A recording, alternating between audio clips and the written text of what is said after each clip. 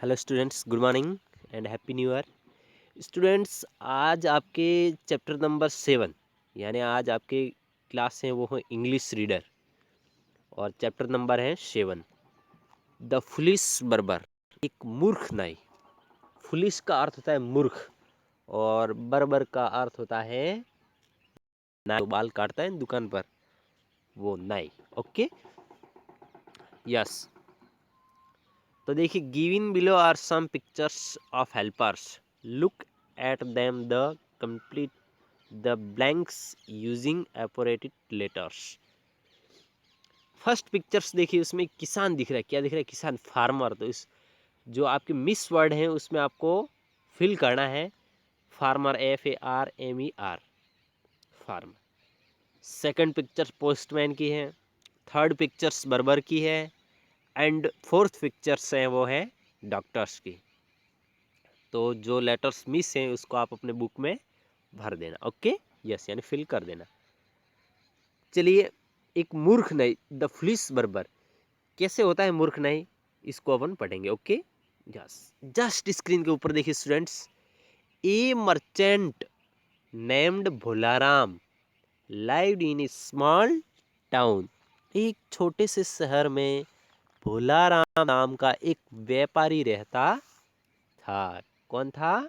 व्यापारी। नाम क्या था? Bholaram. He was very rich. वह बहुत अमीर था। कैसा था? अमीर था, यानी उसके पास धन दौलत पैसे वगैरह बहुत थे, इसलिए वह क्या था? अमीर था। फिर साइड में देखिए, he and his wife were very polite.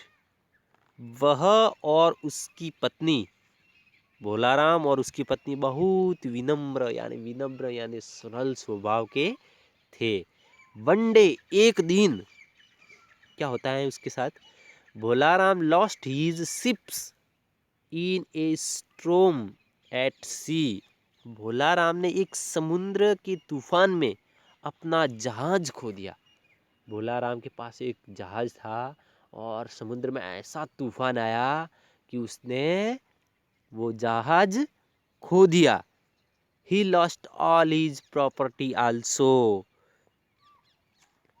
उसने अपनी सारी संपत्ति भी खो दी।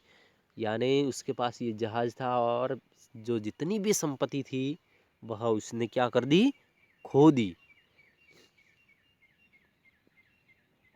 फिर आगे देखिए,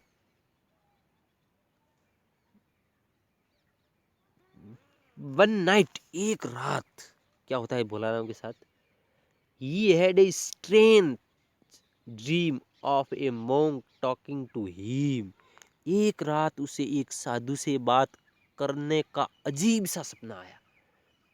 एक रात भोलाराम सोया हुआ था, उसको एक ऐसा सपना आया कि वह एक साधु से बात कर रहा था, अजीब सा। कैसा सपना आया? अजीब सा। और कैसा था? वह साधु से बात कर रहा था। MONK की मोंक यानी क्या होता है? साधु।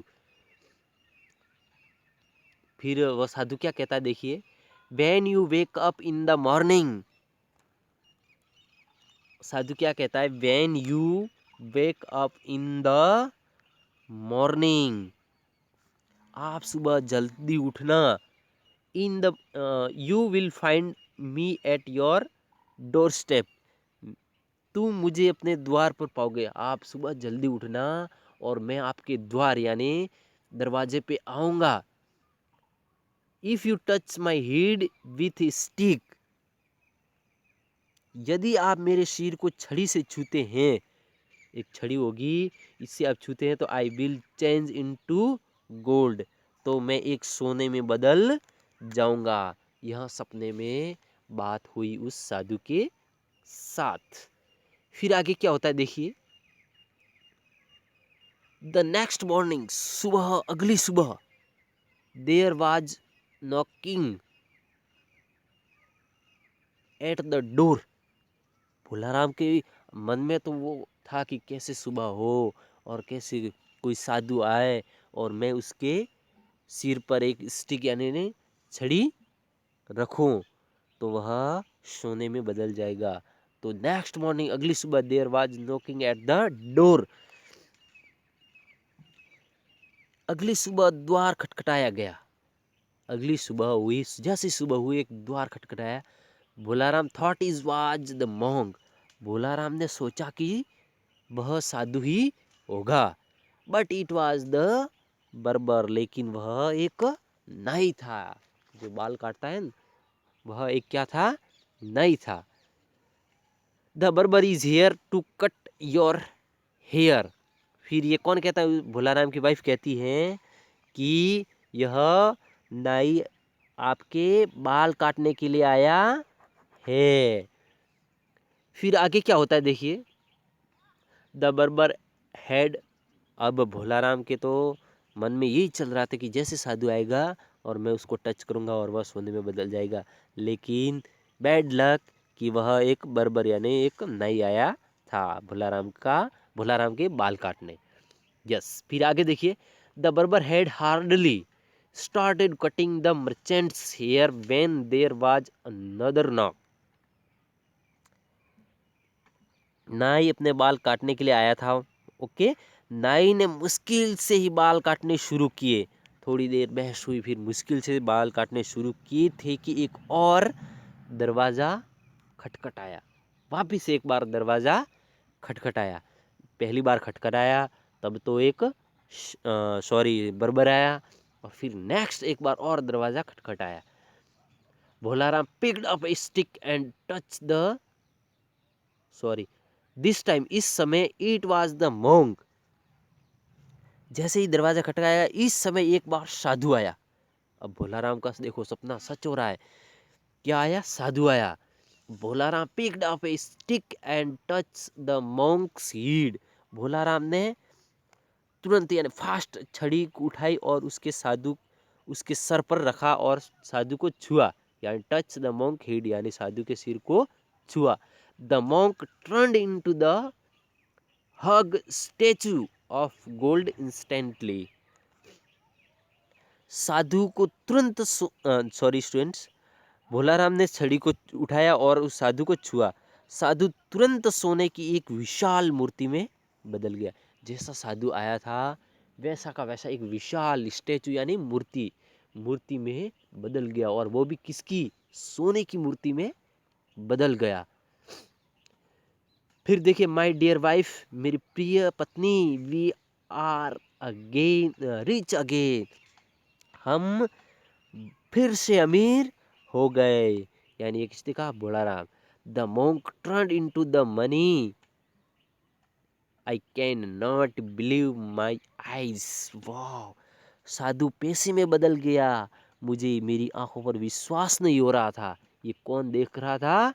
बर्बर यानी जो बाल काटने वाला आया था, वह यह सारा खेल देख रहा था कि साधु आया, उसने उस छड़ी से छुआ और वह एक सोने की स्टैचू में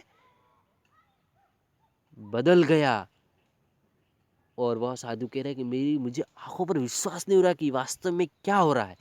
फिर आगे क्या होता है स्टूडेंट्स, यह अपन नेक्स्ट वीडियो में बात करेंगे। ओके, आपको इस वीडियो को एक बार और सुनना और आपको अच्छे से समझना स्टूडेंट्स। इस भोलाराम के साथ आगे क्या होता है वह अपन नेक्स्ट वीडियो में बात करेंगे। ही सेंट द बर्बर away with a lot of gold coins. इस यहाँ से अपन नेक्स्ट वीडियो में बात करेंगे। Okay students. हाँ, रही बात आपके होमवर्क की।